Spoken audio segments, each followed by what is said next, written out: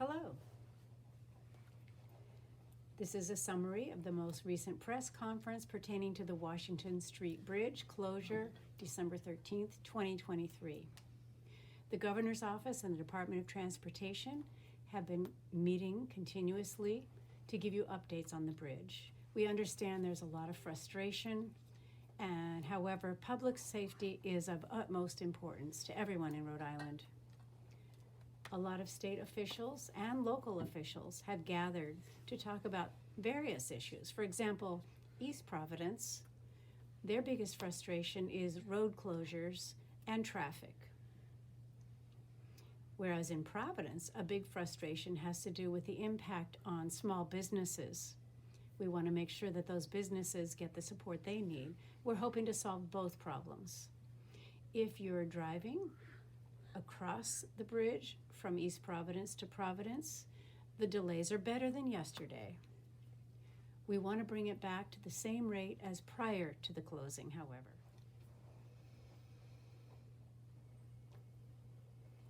The towns have been discussing ways to improve the commute, to make it as smooth as possible. Right now, 4 lanes are closed going west on the Washington Bridge part of 195. What we're intending to do is set up some barriers between the eastbound and westbound lanes overnight tonight, and then create new lanes with new paving and paint so that there will be 2 lanes open going west and 2 lanes open going east. We'll keep you abreast of the progress. The whole idea is to reduce the traffic congestion. A website has been established just to share information about some of the struggles people are having.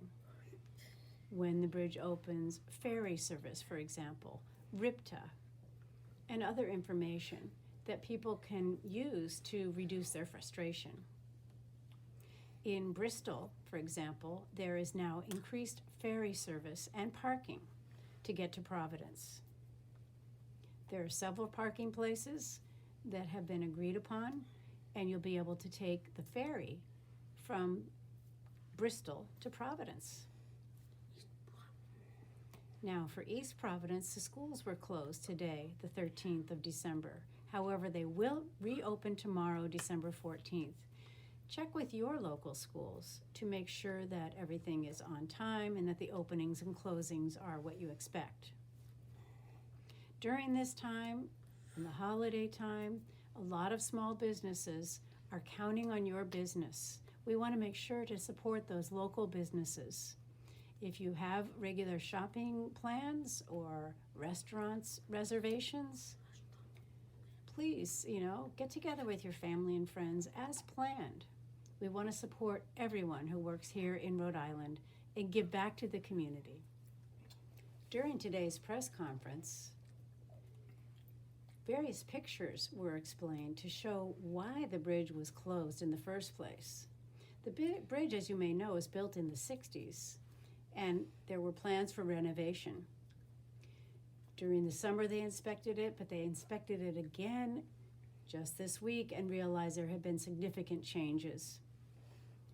Here are 4 examples. One is that the beams that support the roadway are connected by steel rods.